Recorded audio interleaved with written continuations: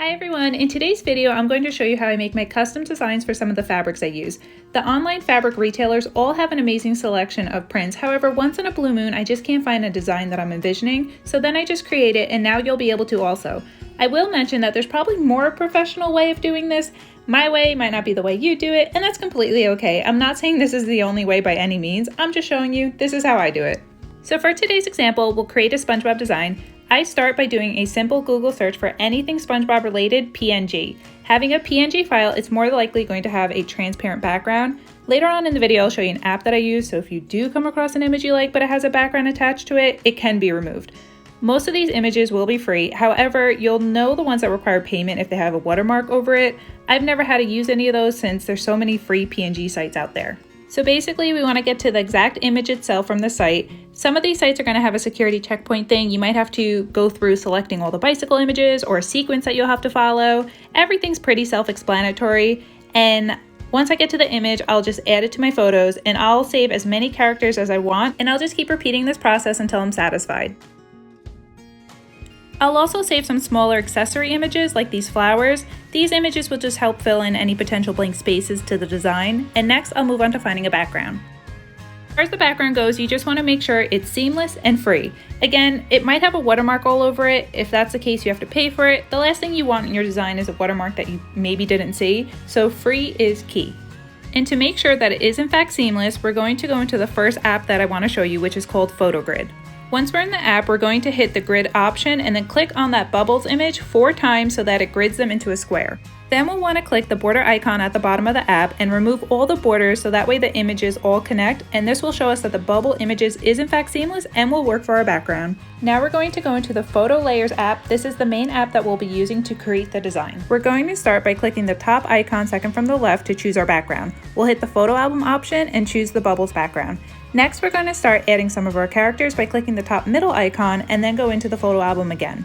Let's start with SpongeBob. I'll just put him in the bottom left corner, and then next I'll do Patrick, and I'm just going to put them in a diagonal pattern from one corner to the next. This will help when the design all comes together. It won't make it blatantly obvious that each design is a square that we put together. Instead, it's going to look more fluid.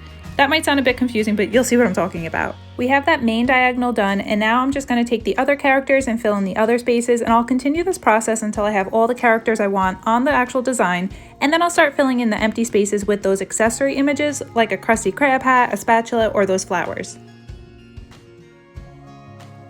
I'm going to pause here for a sec so you can notice how it says maximum 10 characters. At this point we have hit that maximum, so I'm going to save the design because I'm happy with the placement, and by saving it we're now merging all these layers into one. This will now become our background to work off of, as opposed to like the plain bubbles being our background. You'll see what I'm talking about. So I'm saving everything and then I'm closing out the app. I'm going to reopen the Photo Layers app and then click that top icon second from the left to choose our background, which will now be the image that we just saved.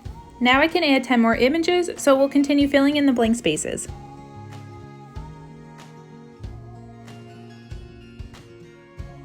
I just want to point out that the bottom middle icon will actually allow you to adjust your image's brightness and other features. So the green flower is pretty dark, which is why I'm going to adjust its brightness and its saturation to help it stand out more. And with that, I'd say we're done with this design. So let's save it and then go back into that PhotoGrid app to see how everything lines up. We're going to choose the grid option, click the design we just made 4 times, remove the borders, and now we can see that it's fluid and everything goes together. If you want, you could even save it. That way you can kind of zoom in, make sure everything's okay and that there's no possible error. It looks good to me, so now I'm going to show you what to do if there's a character that you want to save but it has a background that needs to be removed. I'll just choose this image of Patrick and SpongeBob and I'll save it to my photos. From there, this is when we're going to open up that third app, which is called Photo Room. Once it's open, you're going to click Start from Photo and then choose that image that we just saved. It's automatically going to remove the background for you. 9 out of 10 times it does it correctly, but like with this one, it accidentally removes SpongeBob's foot, which is a super simple fix. Click Edit Cutout and then next click the Restore option. Then we're just going to zoom in where his little boots are and make them green so that way the app knows not to erase them. From there, you just want to click the Transparent Template option, and before we save it to photos, make sure that Photo Room logo isn't over your image. This is a free app and you can pay for it. Paying for it will permanently remove the logo, but using the free version, that logo is going to be attached, but it's okay because then once we open up the Photo Layers app, we'll actually be able to crop it off the image. Now you have your characters without a background and you can use them in your design. And here's how our design would look as a fabric on a backpack. I hope you found this video helpful. If you have any questions, feel free to ask them down below. And if you want to, don't forget to like and subscribe. And until next time, bye friends!